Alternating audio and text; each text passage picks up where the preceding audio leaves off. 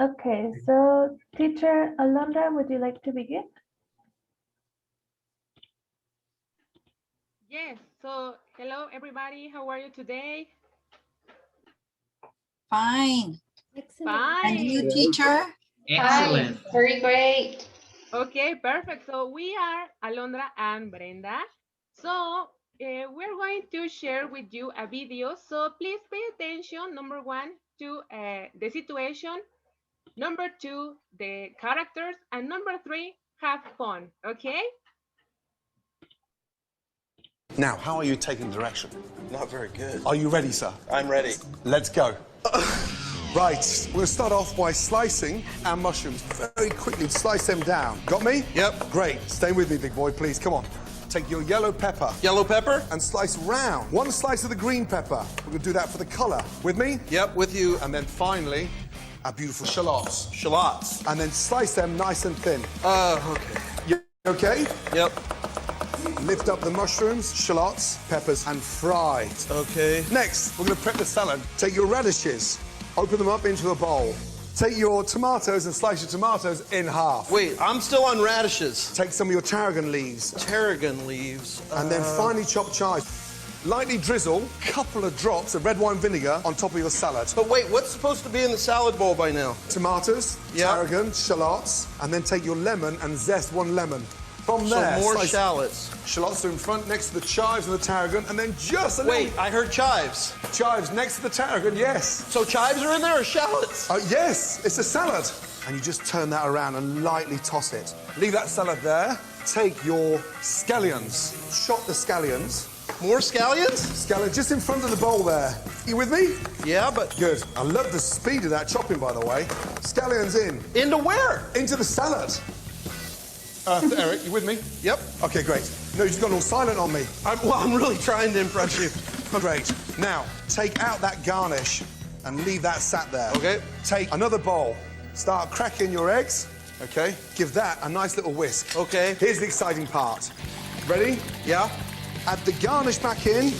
And this is where we go up at a completely different level. I'm going to drop little nuggets of Boursin cheese in the middle of my omelette. So when I fold it... nuggets of what cheese? Boursin, the creamy French cheese that's in front of you.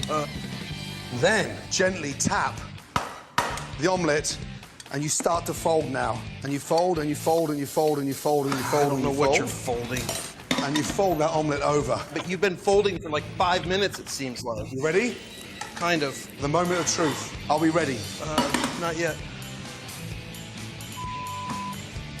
How are we doing? Not well. Son of a gun. Oh, hold on on. the count of three, we're going to turn. 1, 2, 3.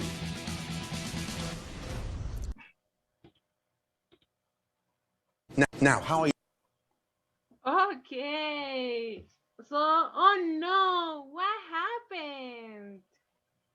So, teacher Sean, what happened? The video got interrupted.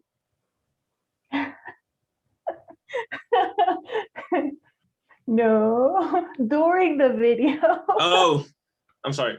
Well, Gordon Ramsay was like explaining, but I think that he was giving instructions like so quickly that the other guy didn't catch them all. So yeah, he did a great job.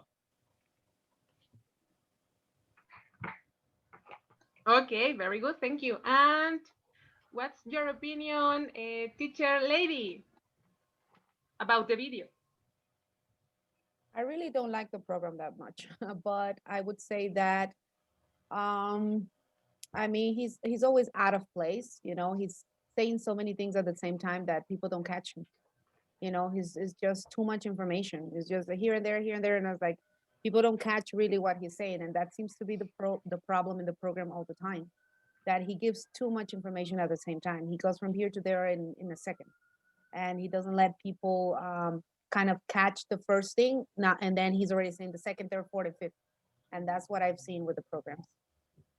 Exactly. So today we are going to talk about instructional process. Why are instructions important? Because right now you can see that many people don't even know how to use a mask. Sometimes the consequences can be more severe, like in construction. And even it's necessary to add instructions to a shampoo bottle. Let's talk about instructions. Please, can you get a sheet of paper and a pen or pencil really quick? It doesn't have to be a nice sheet of paper, it can be a scrap one. And let's draw a monster. Okay. And Patricia, can you please read the instructions for us? Sure. Number 1, first listen to the teacher's instructions and draw the things mentioned. Number 2. Number 2, share your drawings at the end of the activity. 3, most importantly, have fun. Exactly. Alrighty, so now, please pay attention to my directions. Are you ready with your paper and pencil or pen? Perfect. Yes. Alrighty, so the monster has a round body, but no head. He has 3 spots and a big circle on its stomach. For the limbs, he only has 2 short hands and 2 short feet, 3 fingers on each hand and 3 toes on each foot. He is a grumpy monster. He has 1 thick unibrow, 2 small eyes, a diagonal mouth, and a couple of sharp teeth. On the top, he has 5 horns. Alrighty, here goes again. The monster is round with no head.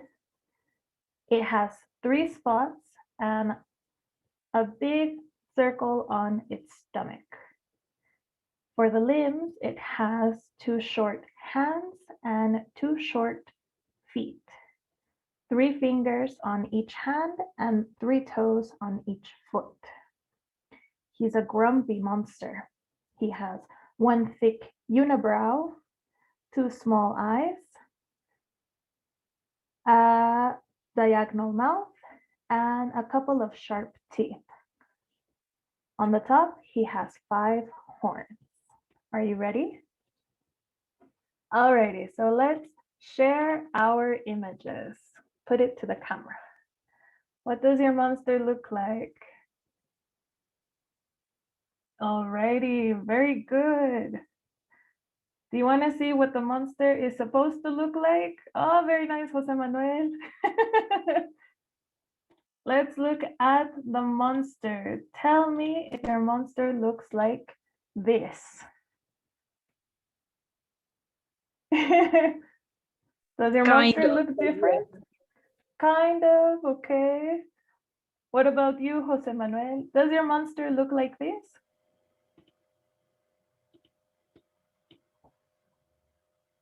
Excellent. Very good, Juanita. It's a spot on the stomach, yes. Alrighty, so what went wrong? Let's find out. Stephanie, number 1, please. Yes, number 1, vague. Ambiguous instructions can lead to unnecessary questions. Allows students to do whatever they want. Excellent. What do you think of this? What does this mean to you, Stephanie? Well, that if we are not clear with the instructions that we say to the students, they can do like whatever they want, or they can understand maybe another thing.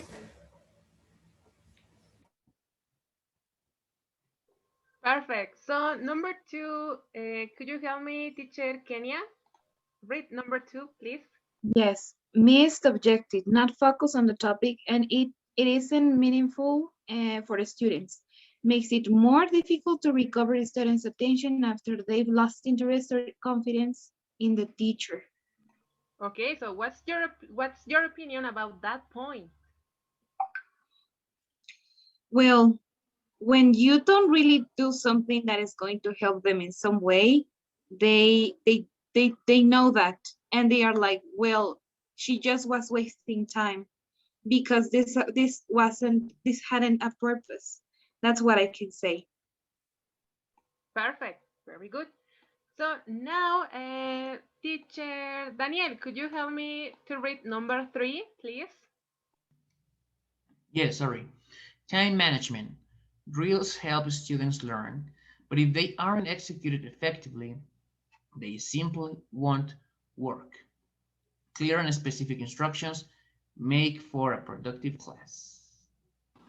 Okay. And for you, what does this mean?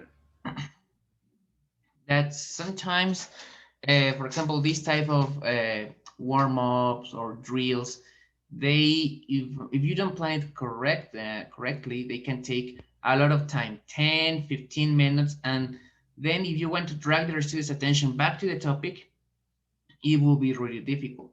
For example, maybe we can start with this activity because, and it's perfect, for example, part of the body. But then if you move from this activity to present perfect, then there is no way to connect these two things and you waste time. Perfect. Thank you so much. So, teacher Brenda? Of course, the main activity, the objective was to practice parts of the body, but because it wasn't executed effectively, no one really knew what the activity was about, right? Exactly. Alrighty, so now, how can we set up an effective drill? First, let's begin with the instruction. Can you read it for us, please? Kenya. Yes, instructions. Set the stage, mood of the activity you plan to do. Alrighty, yes, it's important to make a mood when we are changing from activity to another. For students, it's not necessary for them to know what we are practicing, specifically like present perfect or going to. We just have to set the stage so they can do it subconsciously. Development, can you read it for us, please? Adriel. Yeah, development model with clear instructions and examples. Exactly. When we give clear instructions and we show the students what they are supposed to do, this makes it easier for the drill to happen. Monitor, please, lady. Monitor. In semi-controlled drills, provide material SS Student? can use as a guide. A student can use as a guide? Yes. Alrighty, so for example, we can list some vocabulary or we can even help them. For example, when they don't know if it's singular or plural, we can guide them, and this leads us to highlight. Daniela, please. Is it highlight, right? Yes. Okay, highlight. Reinforce target structure with critical thinking corrections. Exactly. So when we have material and a student says, I has a car, we can promote critical thinking by giving them options. I has or I have. Ah, teacher, no, well, it's I have, correct. And we can have critical thinking as to what they are saying, not just speaking, but thinking about what they are saying. And we have another way of monitoring. Coach Sean, please. Yes.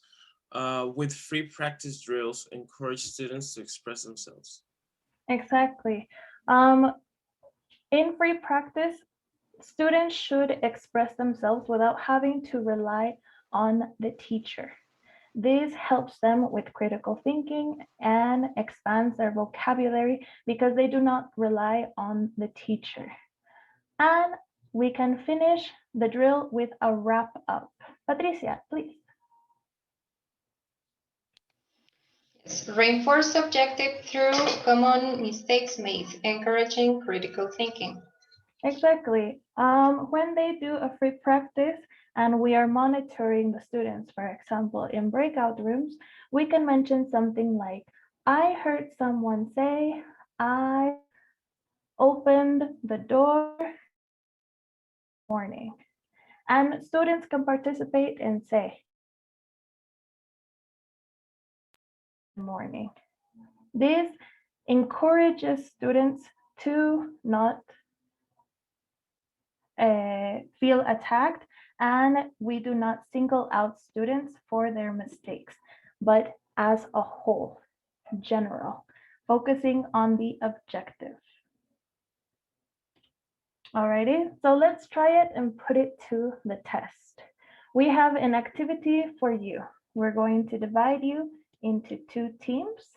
Some of you will be with teacher Alondra and some of you will be with me. Alrighty? Okay. Yes, woohoo! Yes, teacher. Yay! Alrighty, please accept the invitation.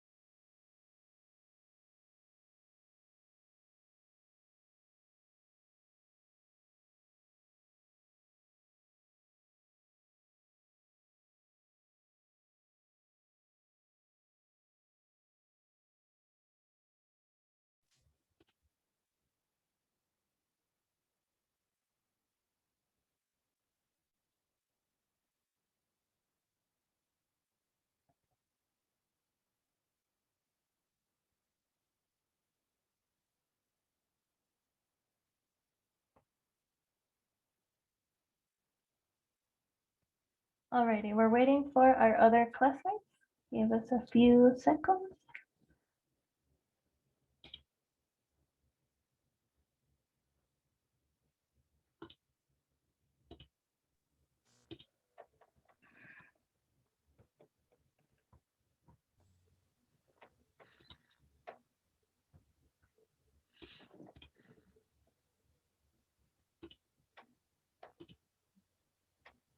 Are they here yet? No, I don't think No, so. I don't think so. Not yet. Nope. Were you reading Adriel's dialogue when it comes? Yes, I was like, what? Hey, I do have my camera on. Look for my. I have a question for you, Adriel. Why do you have to use two devices for it? Sometimes my internet fails and my audio is not so clear. So I prefer to use my audio on my phone with my data. So, you know, it doesn't interrupt. Is that expensive? Well, I'm using AT&T and they have, you know, a plan where I just pay 10 pesos every day. I want unlimited internet, you know. 10 pesos every day. So that is, it could 30, be 300 pesos. 300 pesos a month. Yeah, but you only pay when you need the internet. For example, if tomorrow I don't need it, I just don't pay, and not a problem. So actually, you don't pay for the 30 days. You pay for. 4 times 4, 16 days. Yes. Yeah. 160 plus what you pay for your house. Sorry. Plus, but I mean, you have another plan of internet. And Yeah, I use Telmex, but it sucks. You know, these last weeks, yes, it sucks. So I just called another company, but they haven't come to install. You know. Okay. You should change to Total Play. Yeah, I agree. It's better. Alrighty, welcome back, I everybody. don't have Total Play here yet, unfortunately. Okay, so what did you think of the activity? I like it. Yeah, me It's too. I think that sometimes it's very difficult to teach phrasal verbs because you cannot like tell them or avoid telling them about the grammar part. But with this one, it's a good way to teach it because I think that we can work from the words that they already need. Like in this one, galop, we see the phone and we make some like connections, right? And then you have the arrow on top. So I think that that's a cool method. I really like it. I'm gonna use it. Sorry. Excellent. Alrighty, and teacher Stephanie, what did you think about your activity? Yes, I mean, I think the same because we are using like synonyms with the phrasal verbs. So I really like it too. Excellent. In reality, some of you had an acting game. You had to act out the different phrasal verbs. For example, call, up. And others, the ones that were with me, we played a Pictionary game. Having different ways of doing one activity can help us because not every class is the same. And being prepared and knowing how to effectively give different instructions for different activities can be fun, but also very rewarding for students. Teacher Alondra? Okay, so now your turn to give clear instructions. Okay, so please, teacher Juanita, could you help me read instructions, please?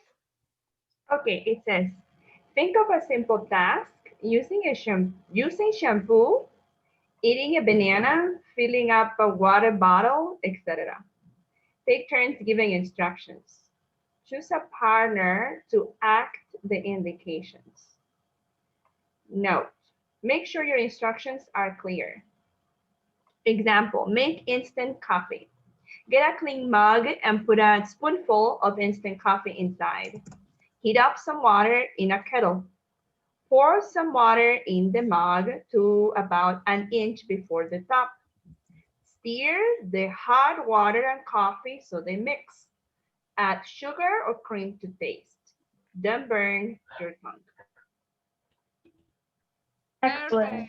Very good, teacher Juanita. Thank you, teacher Brenda, for that instruction. So now, teacher Hugo, think about one simple activity, all right? And then give instructions for do that activity, okay? And choose a partner. That partner try to act your instructions. Yes? Okay. Okay, let's see who looks like a good actor. Mm. Let's go with I don't know, maybe teacher Isaac. I think he's a good actor. He looks like an actor, by the way. Yes, indeed. Okay, so now I have to give you the steps of my regular or normal activity. Yes? Okay. So today we will learn how to cut a lime. Something I do every day. All right. What am I supposed to do? Mimic? Yes, mimic. Okay. Go. So first, you have to get a lime and wash it. All right, because so it is clean, right? After that, you have to take a knife that it's clean as well. So now you have the lemon and a lime. You put the lime on a solid, how do you say? On a solid surface. Thank you. On a solid surface, right? You take the knife with the hand that you are that you have more ability, and you put the knife in the middle of the lime. Or I mean on the top, but in the middle. There we go. And then you push the knife down to cut the lime. And now you know how to cut a lime. Hey, clap, clap, clap. Perfect. Thank you. Alrighty, very good. So now I heard someone, imaginary situation where this is a 1 hour class. I heard someone made a mistake. Someone said surface. Is this the correct pronunciation of surface? Surface. Surface, yes. The pronunciation is surface. Excellent. Alrighty, and I also heard someone say puts the lime. What is wrong with this sentence? Yes. Put. Exactly, put the lime. Excellent, alrighty. And let's finish up, Teacher Alonda. Okay, very good. If at first you don't succeed, try reading the instructions. Okay, don't forget. Thank you so much. That's all for us. That is very nice. Oh, that is very nice, teachers. Nice. Very Ta-da!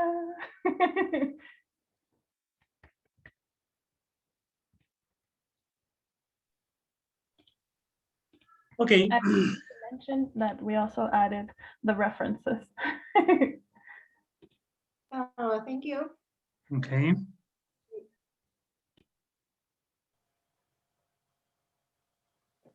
Okay, so I think we can listen to an opinion, to feedback. What do you think of what was presented?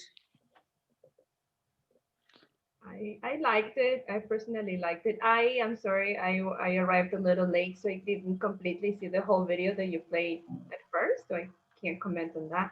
But the rest of the things that you guys had us do was really good. I like the activity in the breakout rooms with the instructions. I'm actually teaching in basic 3 verbs with 2 parts. So I'm thinking on using this activity that you taught us, Brenda. It's really nice. to help them remember this information. And the instructions were clear. It was easy to understand what you wanted us to do. Okay.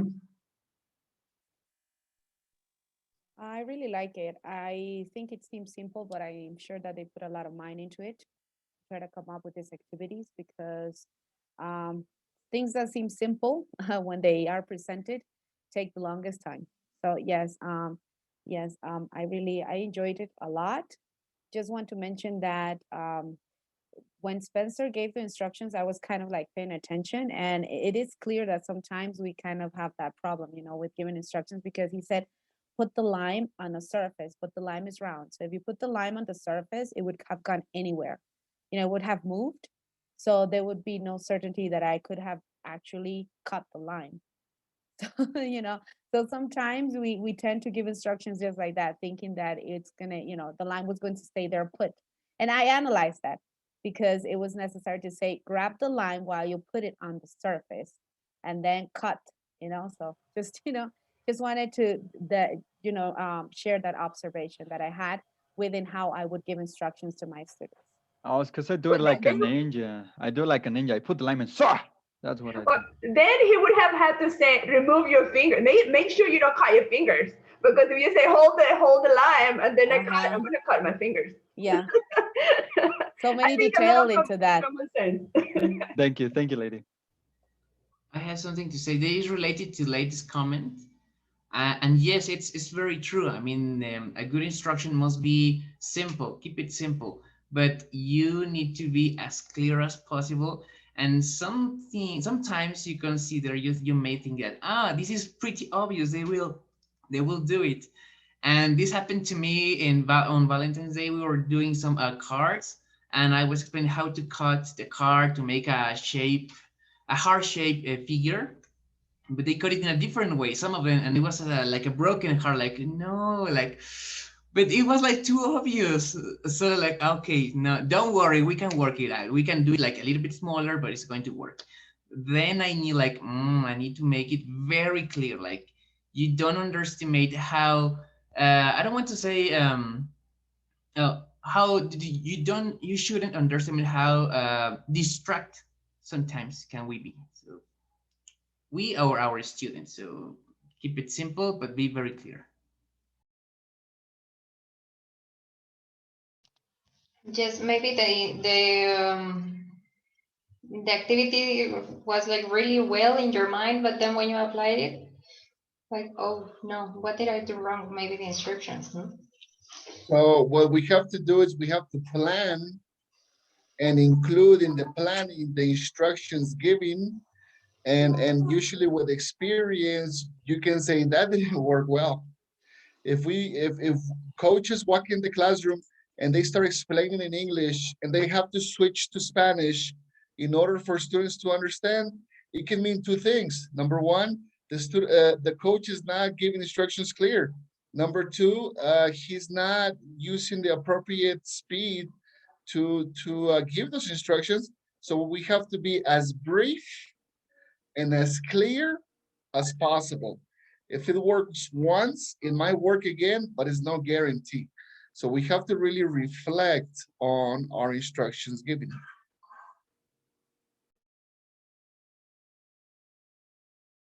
I wanted to mention something. I like it very much when you, teacher Brenda, ask us as students that we had to read the information and then you clarified it with your own words, like a brief explanation. So I like that very much. Just that.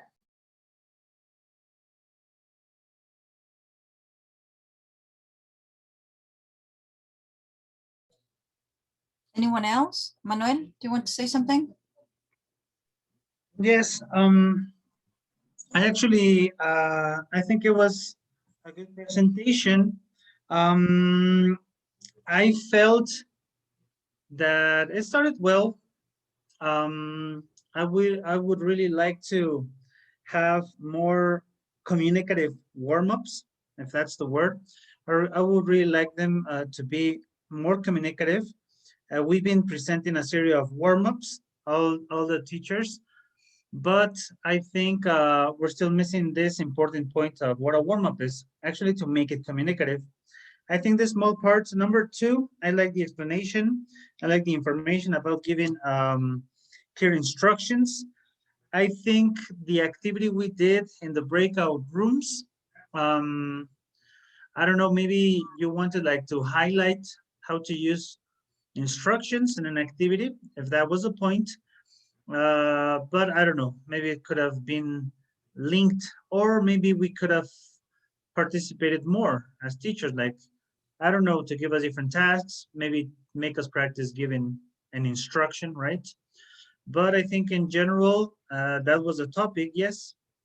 Although in this case, I think we're missing a little of real situations, right? Like maybe making us create some examples, real examples of, okay, you have this task. How would you give this instruction to this kind of group, right? I mean, to land it a little bit more in real situations, I think that could have been good. But I think it was well prepared, and I think the information was there.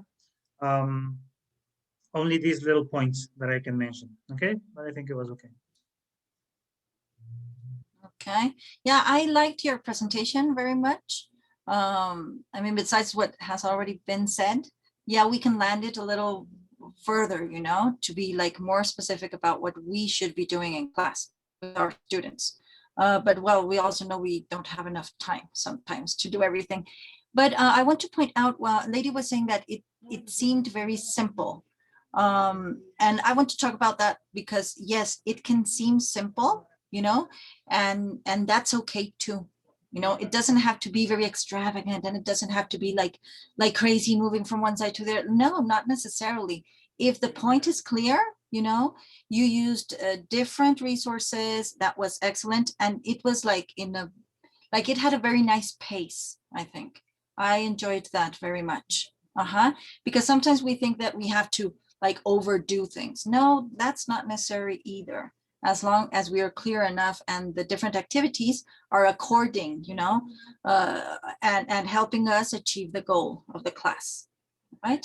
So thank you very much. That was very nice. Patricia wants to say something, I think. Yes, sorry, I would only add that students must check if the students understood. Because sometimes they say, yes, I understood.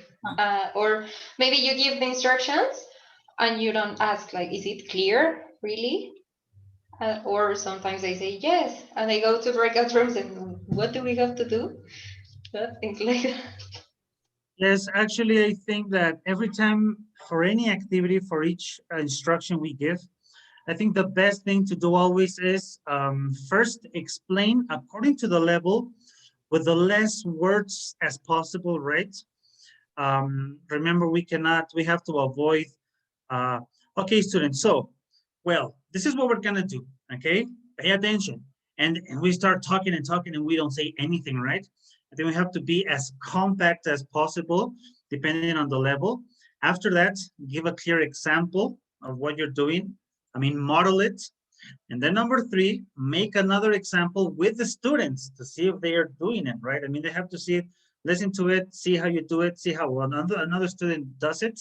And after that, okay, that's what you have to do, right? I think there were like some details, like I told you, like being more realistic, like land a little more the information on how we actually do it on class, how we give instructions, okay? I think there was only that part, but yes, this is very, well, what Patricia mentions is very important, right? We have to make sure we explain it, we model it, and then we make a real example with another student. So it could be like super clear, right? Another idea is to have someone paraphrase. Okay, Adriel, what did I say? What was my instruction? Okay, Exactly. so the teacher said that we need to work in pairs to create a conversation. That's right. You're gonna create a conversation about going to the beach. Ready? Go to breakout rooms. That way you know at least one person understands. If one person understands, then others understand. If no one understands, then most likely you didn't give out the instructions like you're supposed to. Okay. And Juanita wants to say something too, right? It was the same that Oh. Isaac mentioned, having somebody else repeat perhaps the instructions. Okay, excellent. So you should have said por dos. Por dos, No, sorry. just kidding. I just kidding. Don't use this language here. Okay.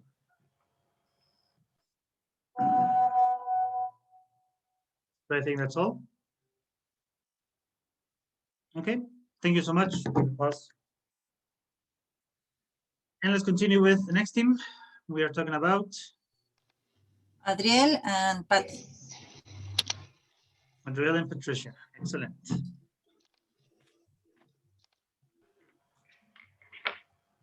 Can you see my screen? Yes. All right, guys. Well, so this is teacher Adriel and Patricia presenting communication error correction, all right? So, very first thing we're going to do today.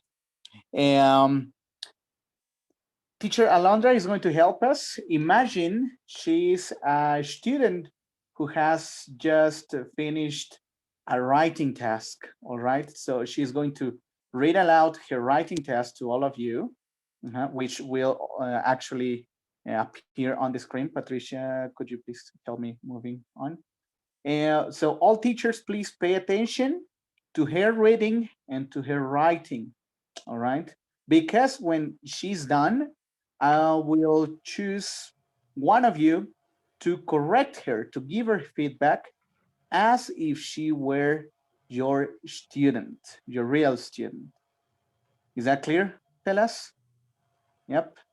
All right. Let's use teacher Isaac's technique. Teacher Brenda, could you tell us what are we going to do?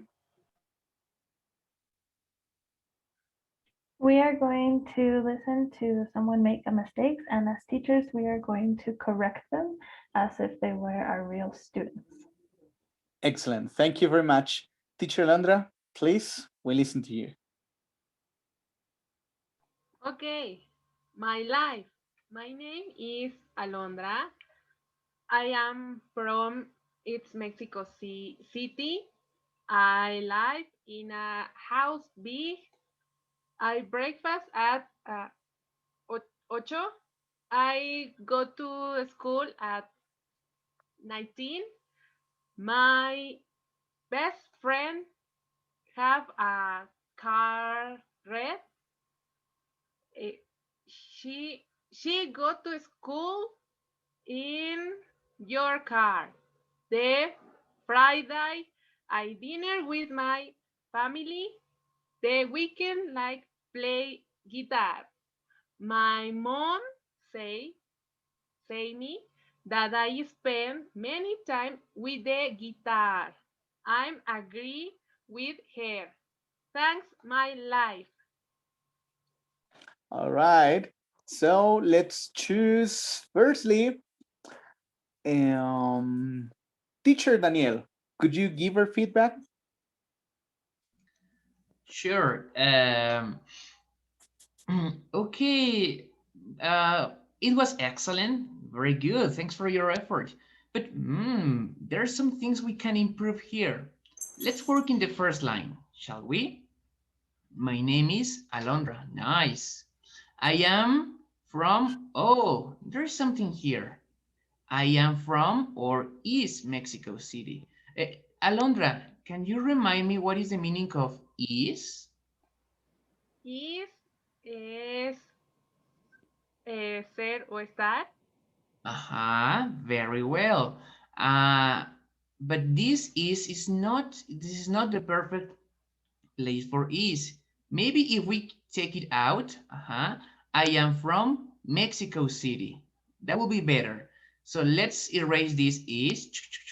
Okay, and now I am from Mexico City. Can you say it again? I am from Mexico City.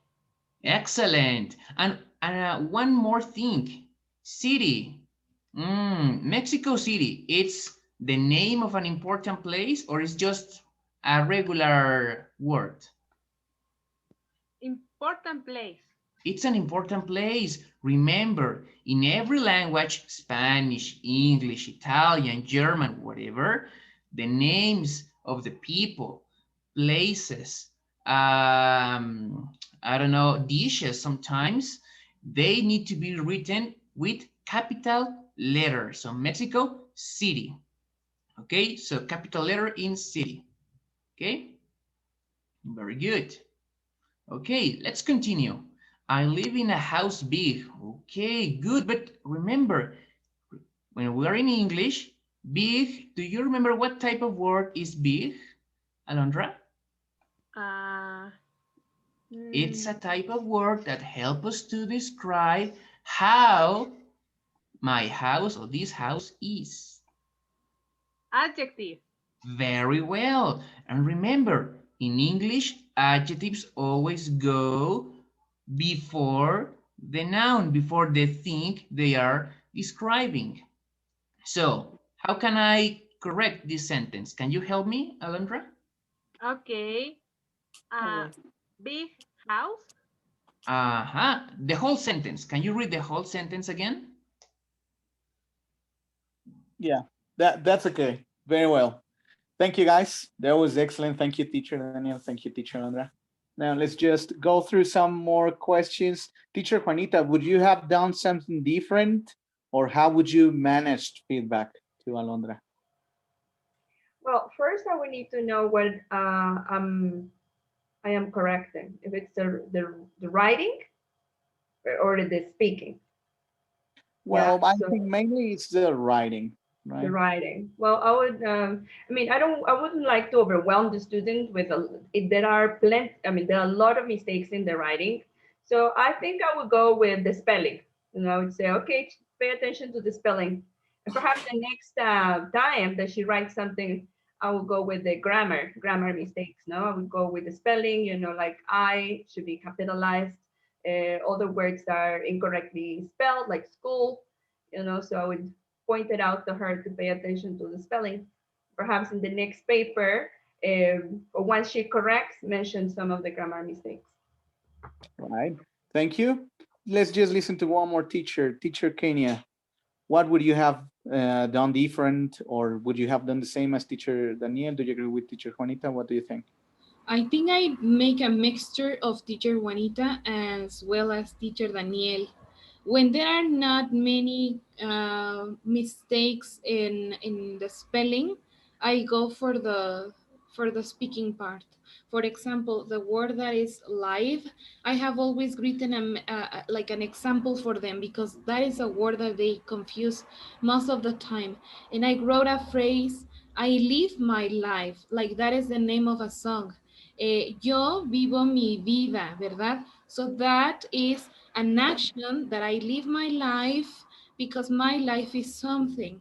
And that is the way that I can, and whenever they forget about maybe this word live and they say it instead of life, I just remember that one. Sometimes I make an emphasis on some phonetic sounds, but not as too technical.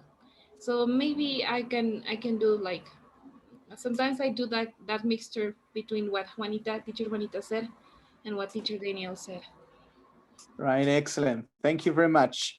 So there we go, guys. I think right now you know where we're heading to, correcting mistakes. And thank you, Juanita, Daniel, Alondra, and Kenya for all your comments. They were very good. Thank you very much. So let's continue. Teacher Patricia, please. Yes, Tell me thank about you. Now, I cannot see it clearly. Good. So, types of communication. First, there are three kinds of communication. Can anyone tell me what you think communication means? What is it? Conveying a message. That's right, yes. Sending a message to anyone, to a receiver, right? So an interaction. There are three basic kinds of interactions. One can be oral or verbal communication when we speak. Two, non-verbal, our posture, mimic, etc. And the third is with signs. That means a real sign, like a non-smoking sign, or written things. Yes, languages, written languages in general. Now let's focus in types of communication in a classroom. Juanita, what is the first one? Could you read it? Teacher class. Yes, when do you think this applies in a classroom? It's, for example, when the teacher gives instruction to the students. So Exactly. the teacher says what to do, the class listens. Yes, so to all the class in general, teacher speaks, students receive. Thank you. Kenya, could you read the second? Yes, teacher, student. When do you think this is used? Sometimes when students, well, in this case, they say something that is not appropriate in the language, we can refer to one of them, or maybe if that person didn't understand the instructions. Exactly, so direct communication between the student and the teacher. It can apply to different situations, but yes, direct. Thank you. Sean, the next one, please. Yes, student teacher. When does it apply?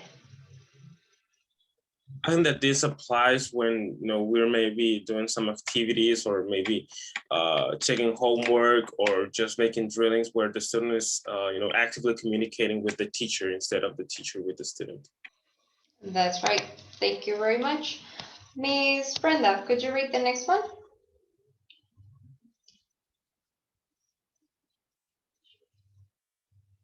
Your mute is on. Student to student. Yes. When do you think this is used in class? And for example, in breakout rooms when they are helping each other. That's right. Yes. So interaction among students. Thank you. Lady, the last one, please. Students to class, maybe when you ask a student to repeat again the instructions that you are given, or ask him for what topic we have already seen. And so the student is directing himself to the class. Exactly.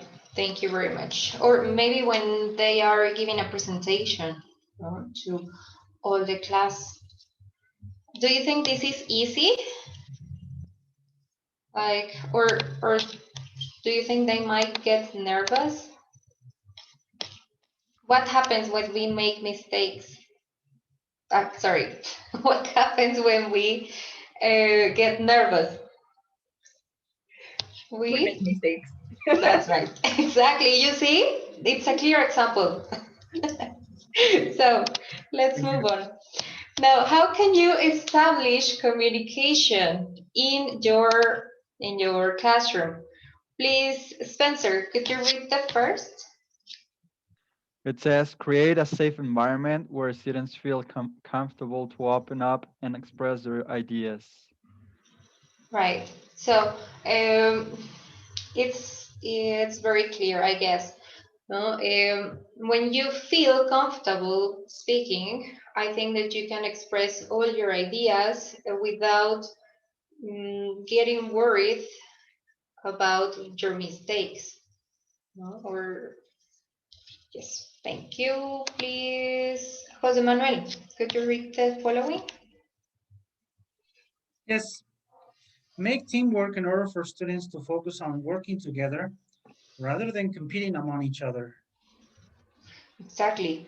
So maybe if your students is only thinking, I'm going to make a mistake, no, and the teacher is going to correct me, and my students, my classmates are going to see it and to notice it, and you get more nervous. No? So when you make teamwork, we believe that it's easier for students to communicate because they are working together. They are not worried about grammar in that case, right?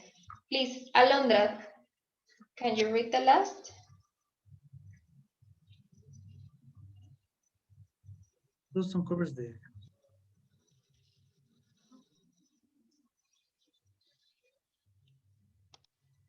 think she can't turn on her mic. I I guess think so. she's having problems. Or are you only saying hi to me? Hello, hello. I'm here. Oh my God. Yes. Thank you very much, Alondra. Okay. So, well, I can see anything. Oh, I have problem with my Zoom. I Where can. it says give positive feedback. Okay. Yeah, but I can see the screen or the presentation. Oh my God, what happened with my Zoom? Oh, I can read it. no. Okay, please. Thank you, Alondra. You can participate Sorry. later. Yeah. It says give positive feedback, although negative feedback can create positive outcomes by helping students to improve. Giving positive feedback is a necessary part of communication in the classroom. Right, so students don't feel overwhelmed. No? As Juanita was explaining at the beginning, maybe they make a lot of mistakes, and pointing all of them out can make the students feel bad about what they are saying, right? So, in general, I believe, well, this is a quote we just made. Dani Arriaga, could you please read it? Sure. Errors are a natural, inevitable, and necessary part of learning. Exactly. We are human. All of us make mistakes, and when we study, the classroom is the right place to make those mistakes, right? Thank you very much, people.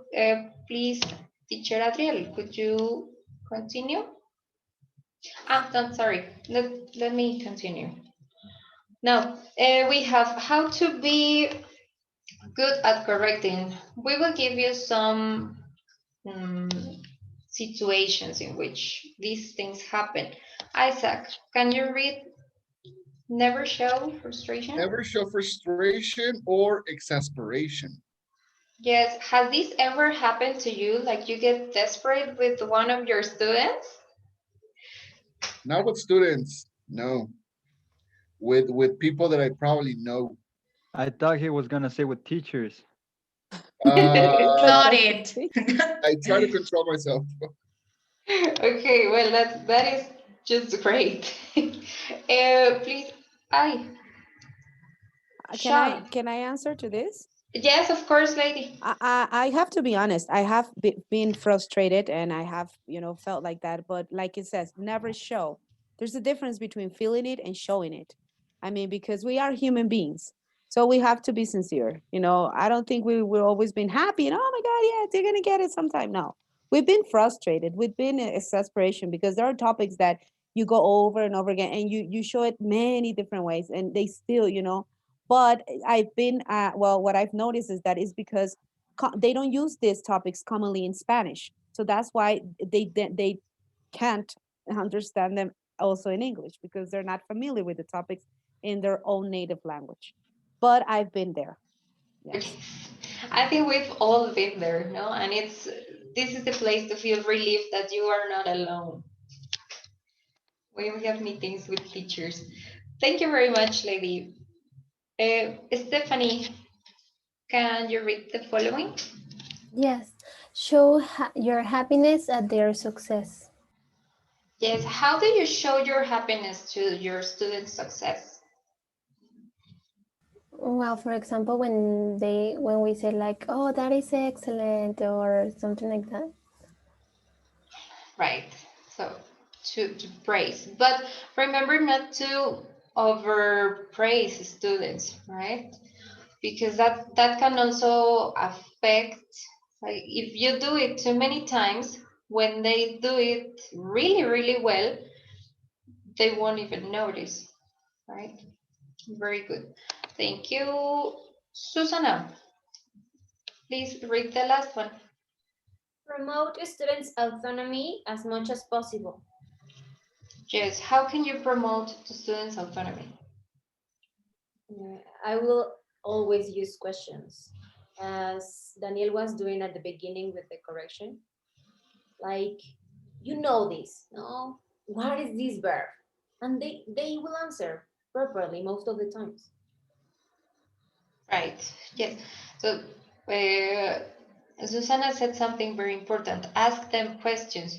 They have the knowledge. It's just that sometimes maybe they don't know how to use it or they didn't notice their mistake.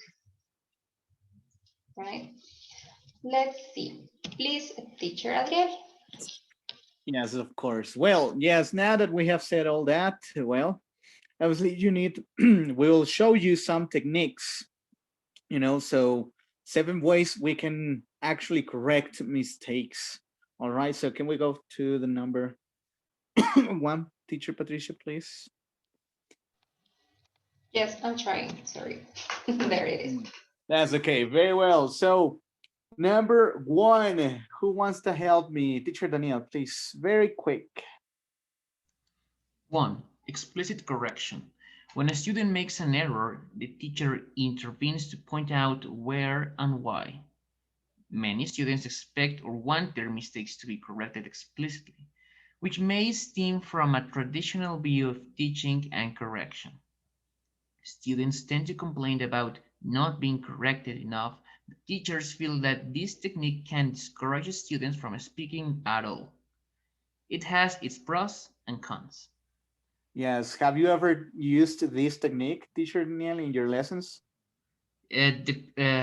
Depending on the situation and population. For example, this is true, but for mainly for adult students, they want like, no, what I'm doing here, don't tell me, just give me which part. Okay, I can do it. But they want to see some sort of feedback, even though sometimes it's not, I mean, yes, they have like, some mistakes is natural, but sometimes they think like, okay, I think I can do it better. Help me with this one. Okay. And sometimes explicit correction, it can be useful because it's fast, but it depends on the population. I don't use it with children or teenagers if I can avoid it. But with adults, when they ask me to do it, uh, is what they want. So if they consider they can learn better this way, okay, so please check this part and this part, and remember that you already know this structure or this chunk. So remember to use it. But it's useful, but just in certain situations. All right. Excellent. Thank you. Thank you for your comments, teacher Daniel. Okay, here we go. Let's go now with number 2. I want Erika Daniela, please. Could you help me? Well, as soon as it appears on your screen, could you help me reading number 2? Okay, sure. Recast. Students, I've done my homework last night. Teacher, you did your homework last night? Great. Let's correct it together.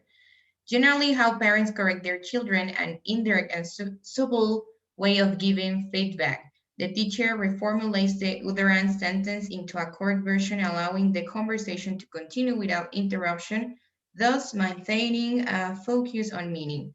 Widely debated as being the least effective, as students are often unaware they have been corrected. Have you used this one in your lessons, teacher Daniel? Let me check. I don't think so. You know what? Because sometimes when you do this, if it's correct, tell me. If not, maybe I misunderstood, but please tell me or let me know if I'm correct. But when you give them like the reformulation or the complete thing, you aren't making them think. So you're just giving what is correct and what is not correct. You are pointing at an error, a mistake. So in this case, I think that you should point about like, okay, there's something wrong in this sentence, but I'm not going to tell you. You need to find out. So you are not going to tell them like, okay, check there, the mistake was here because this is this, and you have to change it to this, and that's it. Am I correct? Yeah, that's correct. So yeah, sometimes it works. I think it works with certain kinds of students. I've used this one, but only with certain. I mean, you need to know your your students very well, in order to do this technique. All right. So very well, teacher Juanita wants to say something very brief, please. well, briefly, I would say that I wouldn't correct it if I haven't taught that grammar yet.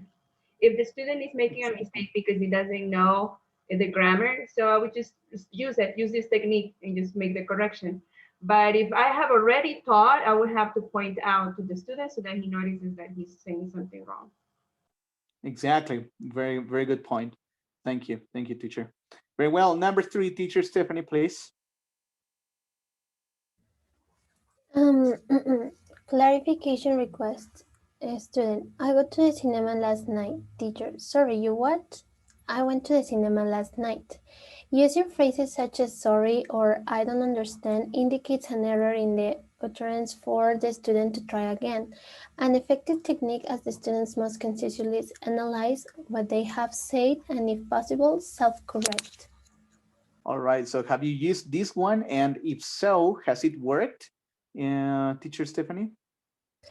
Well, yes, I have used it just like, for example, so they can, I don't know, like they can see their own mistake maybe, and it has worked because it is not necessary that I said like, okay, you did a mistake here.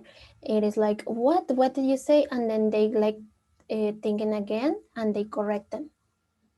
Exactly. Yes. And also, I think we are also, promoting critical thinking in here because they start to think that they did something wrong. So very well. Thank you. Very well. Let's go very quick to number 4. And I'd like teacher lady to help me with this one, please. Metalinguistic feedback. Student, he like going to the gym. Teacher, do we say he like? Student, he likes. Teacher comments or asks a question related to the form of the student uses without explicit correction. So tell us your experience about using this one. I use it often with basics, but I don't say, do we say? I just go, I usually just give he liked or he likes. That's all, I just give 2 options and that's it. They tend to get the idea because they have a very hard or difficult time with this topic indeed. All with, right. Present simple. Yeah, I know. Yeah, totally agree with you, teacher. Thank you very much. Let's go very quick with number 5, teacher Sean. Yes, elicitation. I'm sorry, I'm gonna have to get near because I can't see. I've been studying English since 3 years. Teacher, I've been studying English student for 3 years. Teacher, 1, pauses at the position of the error for the student to self-correct. Number 2, ask questions such as, when do we use since? To encourage the student to think about the usage. Yeah, have you used this one in your actual lessons, teacher Sean? Yes, I think that it's almost like the same thing that the lady just said. When we or just giving like small clues, just to for the students to be self-aware, or to be just aware of their own mistakes. And I'm not saying you are wrong. I'm just making you notice where your mistake is so that you can correct it by yourself in the future. Exactly. I totally agree with that. And that's one of my favorites because, as you mentioned, students actually notice their mistakes by doing that, so they are aware of their mistakes. Thank you. Let's go directly to number 6. And this is for teacher Brenda. Number 6, repetition. Student, I have 24 years old. Teacher, I have 24 years old. Student, I am 24 years old. The teacher repeats the student's utterance with example given, raising intonation at the position of the error to draw students' attention to the problem area in order to repair it. Exactly. So what's your experience, teacher? This has worked because I usually use it, for example, when they are using possessions. They say, I went to visit your mother. And I ask them, my mother? Yeah. No, I went to visit My mother. Ah, okay, yes. You know my mother. That's interesting. And we kind of joke around with that, and it helps because it elicits where the problem is. Exactly. Totally agree. I do that myself as well. And it Can I actually make a works. quick comment? Can I make a quick comment? Well, this is a common mistake, even in intermediate. It's a common mistake because as Hispanics, I think they all relate with, they do a literal translation. You know, and so you know, I don't know, but I see it like here, it won't work if I do the entire sentence again, because it would make, yes, I have, teacher, yes, I have, you know, so it won't work, you know. So sometimes with this mistake, I have to rephrase the you know, I am. Remember that for age is I am. I would always have to say that because I've tried before and it hasn't worked for me. Not with this mistake. This mistake is very common. Yeah, yeah. And you mentioned something very important, right? We also need to take into account the level of students, you know, because intermediate or advanced level, they are less aware of their mistakes, you know, so sometimes they have been thinking that they have been doing it right ever since. But well, we need to make sure that they know. So thank you, teacher lady. Very good, very good.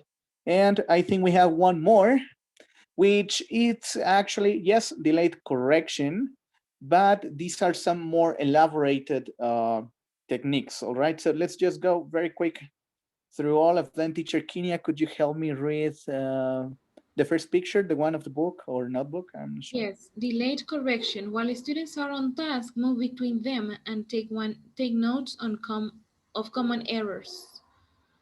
Yeah, I think this is very useful. I do that myself. Just take note of their common errors. So maybe you can take one part of your class to give a presentation of the mistakes of everyone. You know, some most of the times, all of the students do make the same mistakes. You know, so thank you.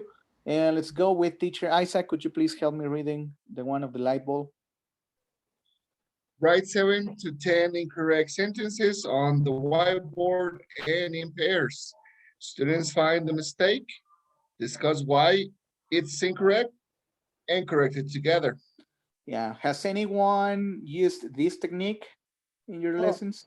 All the time. Yeah, it's one of my favorite, right? It really works.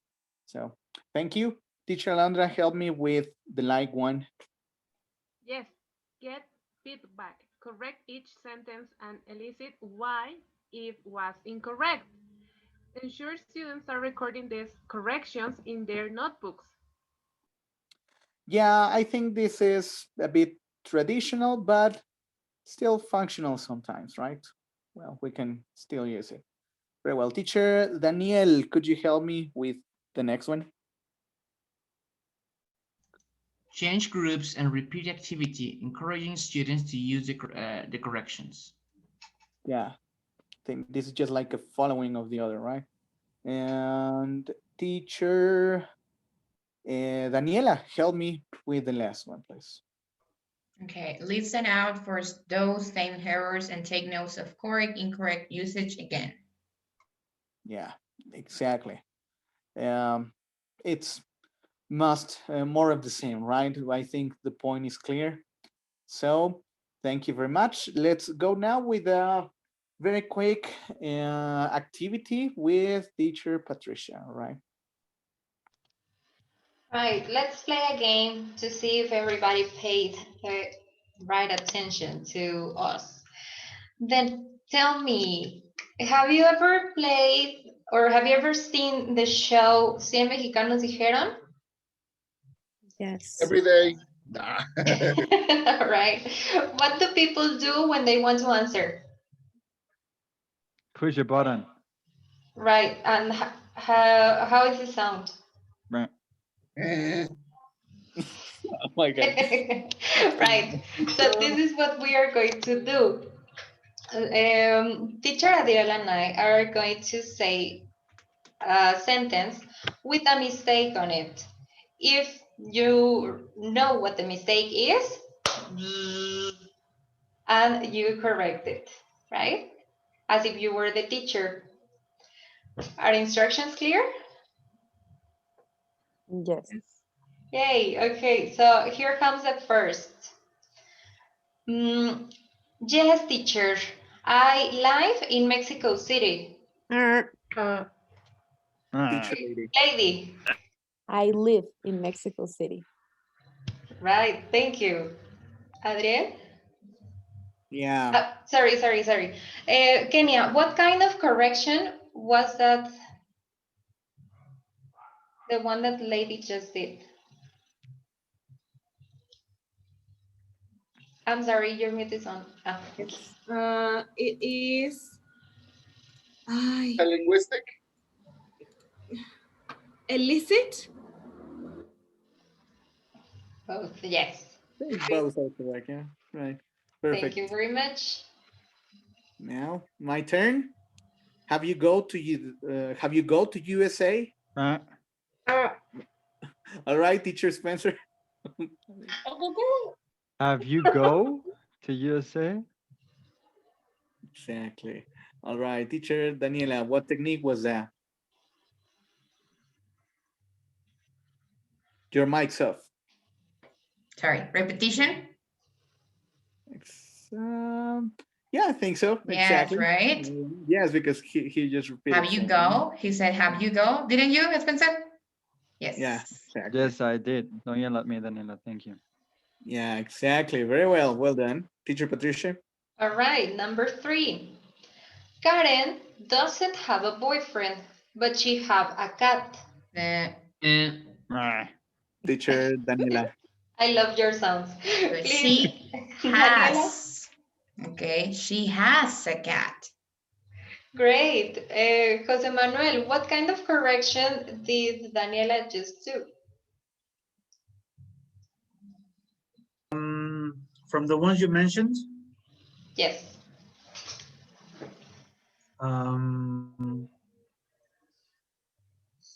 Well, talking deeply about the topic, I can actually say and mention. Somebody wasn't paying attention. No, I think it was more like repetition, no, a clarification request. Was it? Does anyone have a different opinion? I'm not sure. I'm sorry. On the spot? Thank you, Manuel. Right. Yes. Thank you, Daniel. Okay, number 4, please, Adriel. Number 4, yes. I don't know. Why is this incorrect?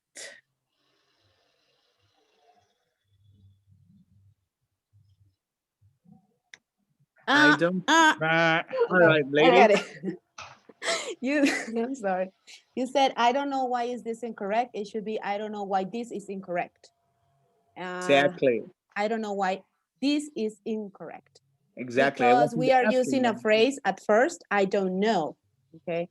So indirect, it's an indirect question. Exactly. Very well. Teacher Sean, what kind of correction did teacher lady use? Sorry, my mic. I think it was clarification. Totally. Yes, evident, right? Thank you very much. Teacher Patricia? Right, let's go with number 5. David, we're watching TV when I arrived. All right, Daniel, please. Careful, David. It's a he. So, was or where? Patricia? Very well. So, David, can you help me? Was watching TV. Thank you, teacher. Miss Brenda, what kind of correction did he just do? Repetition?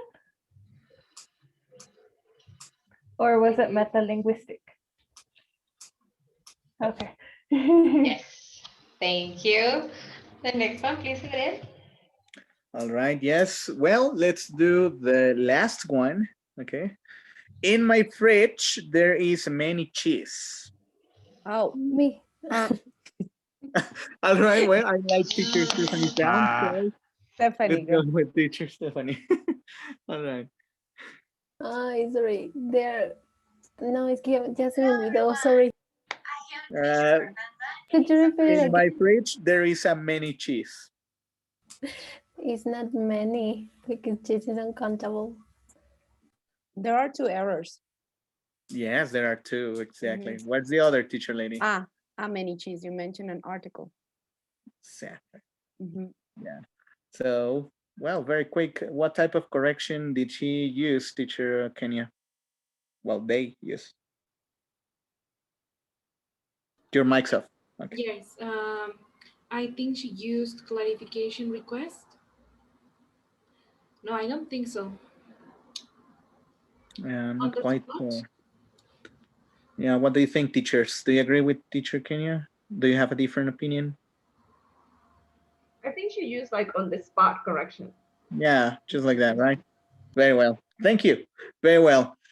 So, well, sorry for the time, but well, anyways, thank you very much for paying attention, guys. It was always a pleasure to share knowledge with you.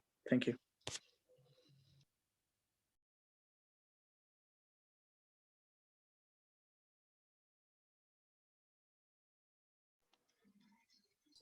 Sorry. Okay, I was writing down some things. Okay, so let's start with feedback, please. Okay, let's be brief, but we can give feedback. Who would like to go first? Okay, Isaac, please. So when I was taking the ISALT, this is a whole topic in the ISALT program. What do I mean? There are 7 ways, and we need to see what way, because not all of them work, some of them work, so we have to see when.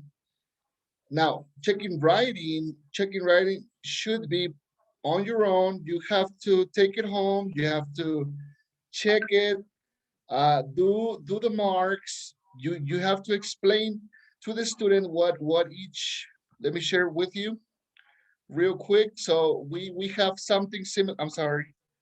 We have something similar to this, and that way the student is going to know what in his writing was incorrect. So we need a writing code, because as you can see, we cannot give them feedback on the spot, because it's gonna take 20 minutes per student, and we only have an hour. Now, my point is that mistakes, yes, need to be corrected. There are 2 things, fluency and accuracy. What are we looking for? Do we want our students to speak fluently, or do we want them to get the grammar correctly? We can never combine them both, because it's confusing. I mean, you know, we can focus on one day and focus on the other one the next day, and vice versa. So it is challenging. So if you guys can read a little more, see other examples, coaches, because it could be a little overwhelming to see when, what, and what are we going to use. But it is necessary that we learn how to give feedback and correct mistakes, because that's how people learn, from feedback. Okay, I really like their presentation. Okay, it was very useful to me, but I kind of had well, like that point where when they mentioned the indirect question, I noticed that nobody like activated the sound, like, and I noticed the indirect question, but I said, oh my God, there isn't anything wrong. I noticed something wrong, and there isn't that, and so nobody said anything, and I kept myself back from saying it. So I felt like the students would feel too, you know, maybe a student would notice that I said something incorrect, or that one of their classmates said something incorrect, and they would just hold back because nobody else is saying anything. So just to make, you know, to make that observation there. But otherwise, I think we need to, in personally, I need to study, you know, the names of each correction method. Personally, I need to study, I need to memorize when I'm correcting, what type of correction is it? Because personally, I'm not aware of what type of correction is it.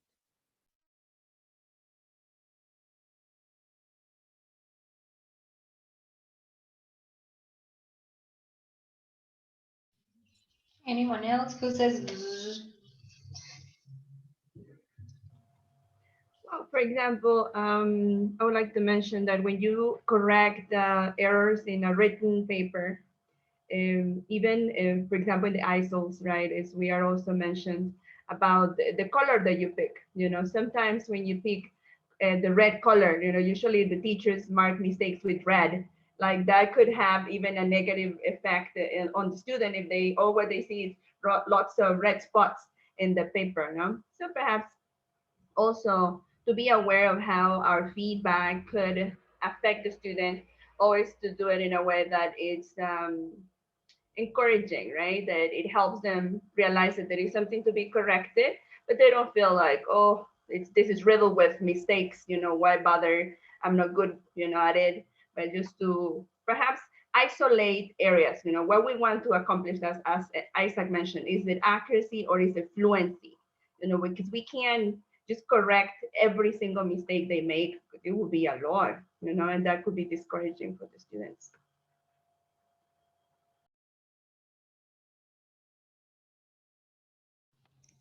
I have a comment.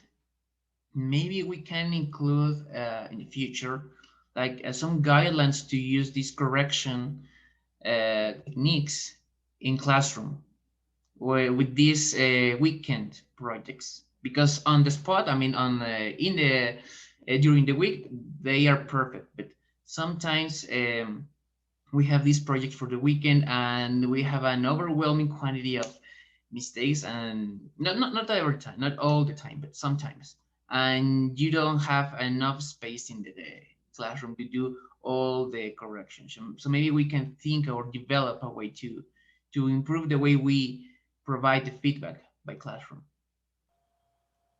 Another thing I would like to mention, if we're going to use this presentation once we are with the teachers, I think then we could, when you presented all of these types of correction mistakes or techniques, to highlight that they are going to be given an activity where they are going to have to remember, so that when they actually do the activity, they can put into practice what they learned. Because I guess some of us were not completely focused or writing notes. I don't know. I took notes on most of them, but not all of them. And then when we were saying, oh, it's such and such error mistake, you say yes. But I didn't agree with all the time when you say yes, because I didn't think it was, oh, you said metalinguistic or you say clarification. That wasn't, in my opinion, it wasn't clarification. You know, you were saying yes, but you should have corrected us if we were wrong. Yes, I would just say that. Yes, and I would like to add something to Juanita's comment. I actually, at some point, I mean, I really enjoyed the presentation. All of the information was great and important. But because of that, at some point on the presentation, I felt like a kind of overwhelmed because there was a lot of information. And then I came to this, how do you say, problem in my mind, because these presentations, I know they have to have a lot of information because everything is important. And as we have been listening to the feedback that we have received, we have to get deeper into the topics, right? But it's hard to get deeper if we only have 25 minutes. I noticed what you were trying to do, and but probably making the information a little bit more brief can help. But I don't know, it's this like it's a the this problem that I have, like this discussion that I have right now in my head, because I know it is important, but we shouldn't be taking like this long, you know.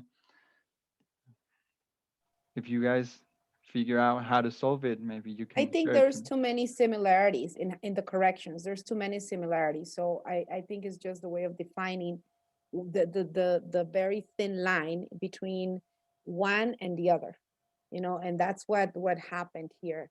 When I was trying to analyze the presentation, I saw too many similarities in, you know, on the spot, linguistic, and all of that. There are too many similarities. So I think there's a fine line between them. So that's just it. Right, and the bottom line is that error correction is essential. That's the bottom line. We have to tell coaches they have to correct students because some of them are not doing it, and sometimes students do it on purpose. Teacher, I like. No. Teacher, my sister like pizza.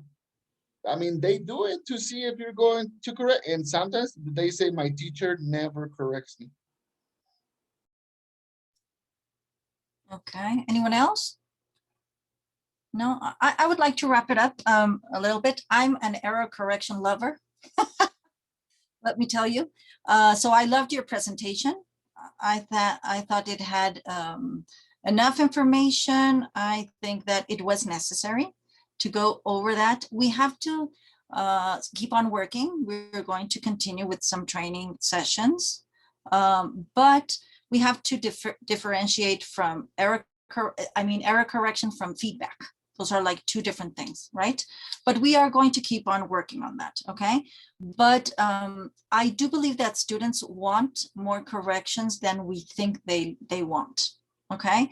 At least, for example, in the conversation courses, it's amazing to find the kind of mistakes they keep on making because no one had ever told them that I have 23 years old was wrong, you know?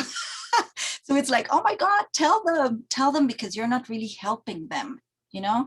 And then we as Mexican people think that they're going to feel it's something personal or they're going to feel bad and blah, blah. That's not true. It all depends on the way we do it, of course, right? But they do want error correction, you know? And I do strongly recommend that we read each one of them and we try to apply them.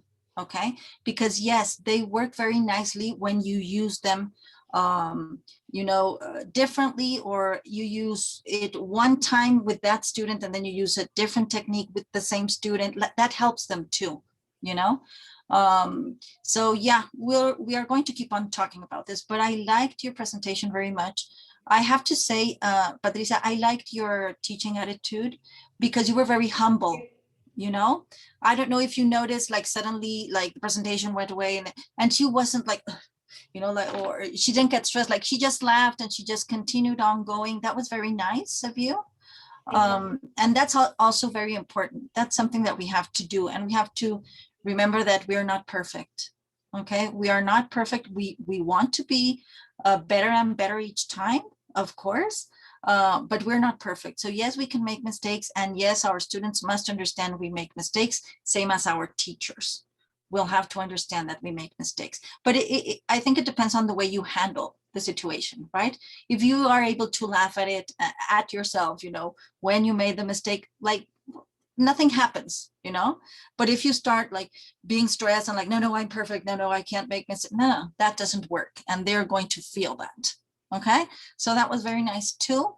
Yes, we went over time. I know they are very complex topics, and I really appreciate your effort because even though they are very, very complex and deep topics, you were able to handle them very well, all of you. Okay, yes, we are going to work a little more on some topics. We are going to clarify a couple of things, you know, like critical thinking. I think we're overusing that term. Not everything is critical thinking, you know, but we're going to keep on working on that, and we're going to keep on learning together, you know, how to do things better, how to understand all these concepts in a better way. But thank you very much. Thank you very, very much. And yes, we all deserve an applause. Well, you deserve an applause. Thank you for everyone giving feedback. It's important to give feedback to each other, and it will be very important for you to do error correction and give feedback to your teachers. Okay, very, very important. But we're going to talk about that tomorrow, so I won't take more of your time. Thank you very much, and see you tomorrow. Have a great one, everyone. Good afternoon. Thank you. Bye, guys. See you guys. Bye.